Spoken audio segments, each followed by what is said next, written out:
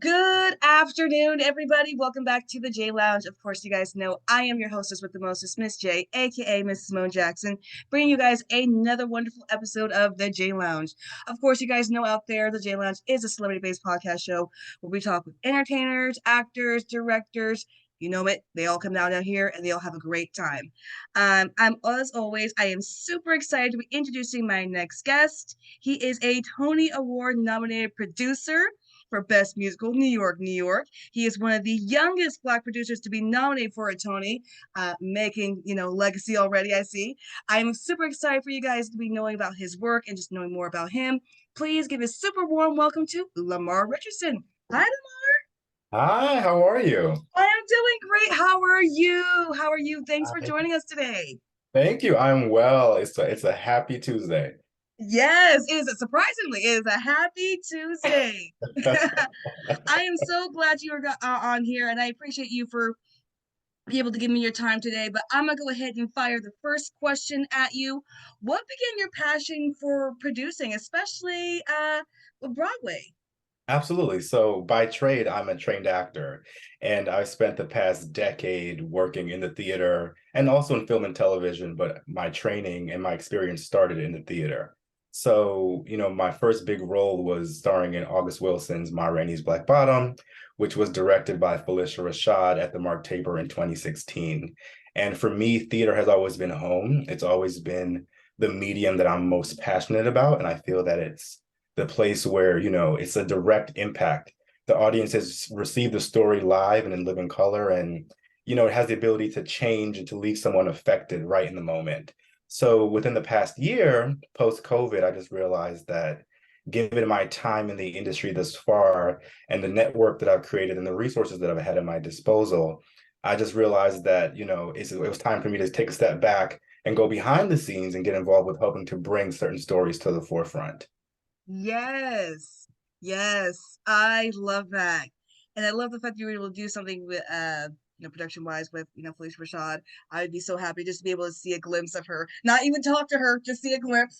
That's what I would be happy with. Of course, everyone knows out there. Felicia Rashad is Claire Huxtable from the Cosby Show, so that's awesome. Which you saying bringing stories to the forefront actually brings me to my next question. As a producer, what type of stories are you looking to bring more to the forefront? Absolutely. So foremost, as a Black artist, and foremost as a first generation Caribbean American artist, it's Yeah. important. It's yeah. So, it's important to me to be a vessel through which stories from underserved communities can come to the forefront. So, I'm all about the marginalized. Even in my work as an actor, it's all about finding roles that, the unsung heroes, the underdogs, I'm always rooting for those characters. It's the same space in the producing world. I really am about artists from all these different communities and really being an amplifier for them to be out there championing their work. I'm currently working on a new play called The Fight, which is written by Africa Brown, who's a prolific, amazing playwright out of Newark, New Jersey. And when she first sent me the script 3 or 4 years ago at this point, I was immediately struck by it, right? And I've worked with her in the past as an actor, and I just thought that, hey, in this new capacity as a producer, this would be the perfect piece for me to come out into the world with. Yeah, absolutely. And yes, I agree. We definitely need that's why I was excited to see that, for the Tonys, because the Tonys has been, let's be honest, all white. So I was like, when someone told me you got nominated, I was like, you got nominated? I was like, really? I was like, he's black, right? I was really excited. I don't I don't think I understand how excited I was. I was like, someone who actually kind of looks like me is actually getting nominated. That's awesome. So it was just, yeah, it was huge. It was huge. I was like, yes, yes, finally. And then I agree with you saying, bringing all those stories that of the underdogs or the unsung heroes, the people who are not talked about, who are usually in the background, always, playing the side character. So I love that you're willing to, you're like, no, I want to bring them to the forefront, make them the heroes of their stories. And yeah, I love that. I really do. Absolutely. Going on to the next question, name three people who influenced your career. Okay. So first and foremost, my wife. For years, as an actor, my wife has always highly recommended that I get into producing or writing or directing to really become more of a multi-hyphenate in the current landscape. And I was extremely resistant. I wanted to be a by the book, straight through and through actor. Mhm. And, you know, as time has evolved and as things have changed, I found myself in this new role, and I have to literally put her at the forefront because she's literally been that bug in my ear for years until I finally listened within the past year. And then aside from that, I look at people like Issa Rae or Quinta Brunson. These are people in the industry who were performers first, who've taken more of a direct role in creating careers for themselves and having Yes. success at that. And after I got out of my own way, in the recent year, I've really seen just how much power there is in taking their own agency and being more involved and more active in being the change you want to see happen. Yes. I totally agree, and I love your choices, Quinta Brunson, Issa Rae. They are definitely women who I look up to because you're right. They have definitely, carved their way for their careers, and they've done it their own way. And now they're, reaching back out and they're, helping others, do the same thing. And I love that. And I love that because it is important to be able to have your own business and take charge and, create your own story. 100%. Yeah, absolutely. Absolutely. Going on to the next question. What's been some of the best work you have produced so far? So I am very proud of my Broadway debut, which was this past fall's revival of Arthur Miller's Death of a Salesman. And Yes. Yes. Speak it. and I'm very excited about that because it was the sixth time that Salesman came back to Broadway, but the first time that it was done with the Black Loman family. And Yes. I think that it just added such a new layer of depth and nuance and context, seeing those Black bodies on that stage, given the historical context of the time of the piece. And I think that so many people, many of which who were friends and colleagues who were people of color, came up to me and said that they heard the play for the first time with this production. And of Yep. course, they've seen it or read it before, but by hearing it, that means that it resonated with them in a newfound way because it was relatable. And I Yep. think it's something that I'm extremely proud of because, it's historic. It will forever be in the canon. And it was such a beautiful, nuanced, fresh take on an American classic that has been done time and time again. I have to agree with that because I did not check out Death of a Salesman until I heard Wendell Pierce was going to be doing it. I was like, okay, okay, they got Wendell Pierce.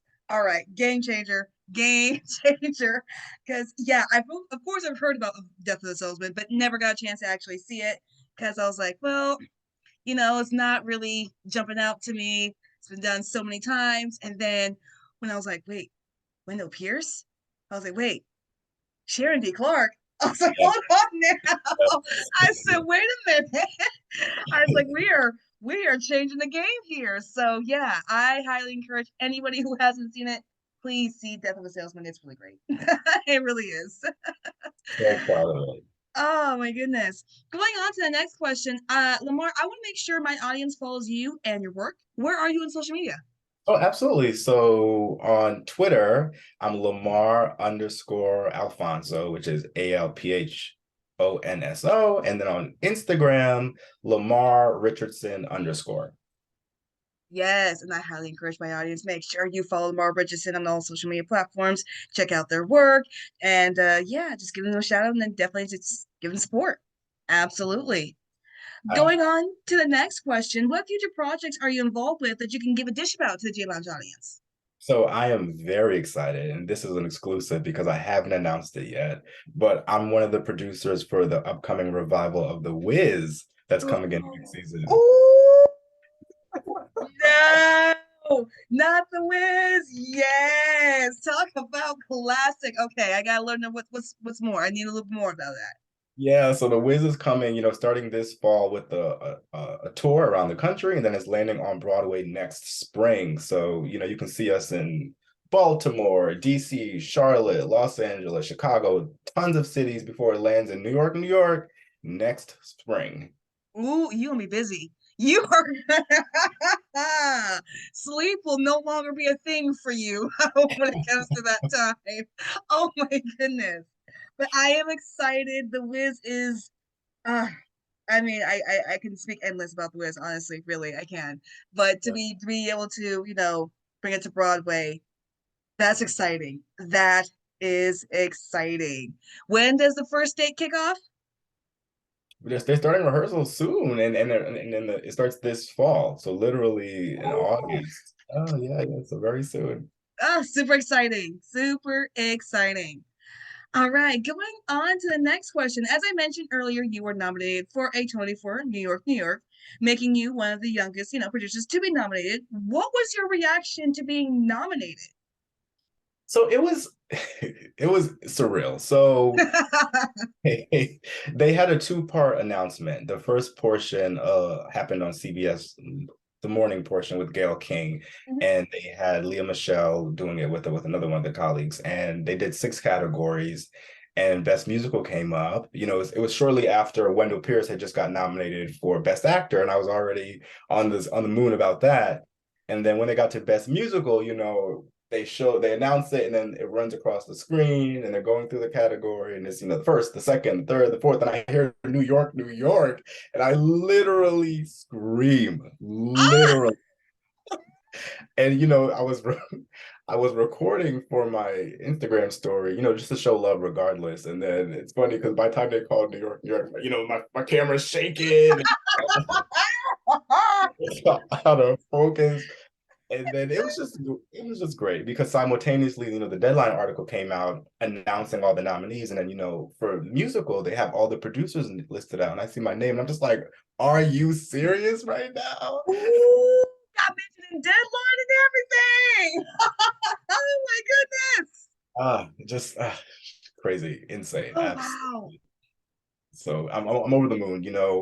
No matter what happens on the 11th, I'm just super grateful. This is my first Oh, as a oh my producer, goodness. and to come out the Well, gate with a nomination, I'm thrilled. yes, yes. And when is the Tony Awards officially? June 11th. So literally a week and a half from now, Sunday the 11th. Yeah. Oh my gosh. All right. Well, we're going to speak it into existence for you, Lamar. We happen to have a way here at the J Lounge to speak existence for those who've been nominated and they go on to win the awards. So we're speaking it into existence for you. Yeah, yeah. You're gonna get that. You are gonna make history. See, It's gonna happen. It is gonna happen. All right, going on to the next question. What goals, of course, besides winning the Tony, do you hope to achieve in your career that you haven't yet? that is a great question. I want to defy the odds. So I want to star in a Broadway play and also be an above the title producer. It's funny because it's very siloed in the theater world. Usually you act or you produce, but I want to do both. And I'm blazing the trail forward, and I've always considered myself an actor foremost. So I look forward to the day where I'm starring in a play and I'm also one of the lead producers of it. And I think that, you know, Ooh, I've been defying odds thus far in my career, yep, and the next check mark that I want to check, and I trust that in the grand scheme it'll happen, and I'll see it come to fruition one day. absolutely, absolutely. I didn't realize there wasn't a Broadway actor also producer as well. So it's just one lane. You just do acting or you just do producing. Yeah, because usually, there's the career lead producers, and then there are co-producers. I'm a co-producer, so you'll sometimes see more co-producer who are actors, but rarely do you see them on their actual show. That is a good to know. That did not even know that. See, learn something new every day. Knowledge is power. Knowledge is power. All right, going on to the last two questions, going on to the number nine. What passions do you have outside of producing and acting? Traveling and trying different Yes. cuisines. I was just in London a month ago, and I'm also going to St. Martin this summer. And I just love seeing the world, observing people and experiencing different cultures. And, it informs my work. And it's just, being an observer of life is all about bringing great art to the forefront. And I think that it's something that I really enjoy and that I'm very intrigued by. Oh, yes, I am with you. Traveling and eating. Number two passions right there. Always, always. I am at my happiest when I'm surrounded by food. So I am, yeah, yeah, I am with you there. I am with you there. All right, Lamar, going on to the last question. What is your favorite Broadway play and why? Well, I can't say New York, New York. But I would say Wicked. And Ooh, I love Wicked because, I first saw the story years ago when I was in London studying abroad at Oxford in 2012. And, we all know the Wizard of Oz, and, it was interesting to see the flip side of the backstory, it right? And is. just the numbers, when Alphaba goes up into the sky for divine gravity, it was just such a great cinematic theatrical experience, and it's always lived rent free in my head. And it's just always like the quintessential Broadway show to me. And I'm looking forward to the movie that's coming out with Yes. Ariana Grande and Cynthia Erivo, and I love it. I love it. I love it. I love it. And if honorable mention to In the Heights, I saw a regional run of In the Heights years ago, and I love that musical as well. So I'm just throwing that out there for honorable mention. Love that. Love that. And I'm with you. I am excited for the Wicked the movie to come out. Very, very, very excited. You're right, that is a classic. Very, very classic. Telling the backstory of, how the Wizard of Oz came to be. So for those who haven't seen The Wiz, of course, or seen Wicked. But yeah, they are really pretty good films, and yeah, I'm excited for the movie myself. So we'll see how it goes. We will definitely see how it goes. But Lamar, you have been an absolute pleasure to be able to speak with today. I really appreciate you coming on here, speaking about your work and getting to know me and my audience and, allow them to get to know you. So I appreciate that today. Yeah, it was an absolute pleasure, and it's so great to meet you. And I look forward to supporting in your work and following you and cheering you on. Oh, well, thank you. I appreciate that. I really do. I really do. Of course, I want to highly encourage my audience one more time. Make sure you follow, support Lamar Richardson on all social media platforms, and of course, see more of their work on Broadway as well. As they said, we'll be definitely doing some more work during the summer. Like I said, sleep is going to be not a thing for you this summer. Just to let you know, you are I'm going used to be to a busy man. it. Oh goodness. But I do want to thank everyone for listening in today. Of course, you guys know I am your hostess with the mostest, Miss J, aka Miss Simone Jackson, bringing you guys another wonderful episode of the J Lounge. Of course, you guys know I will be back soon. Till then, everyone have a beautiful day, and I'll be back. Bye.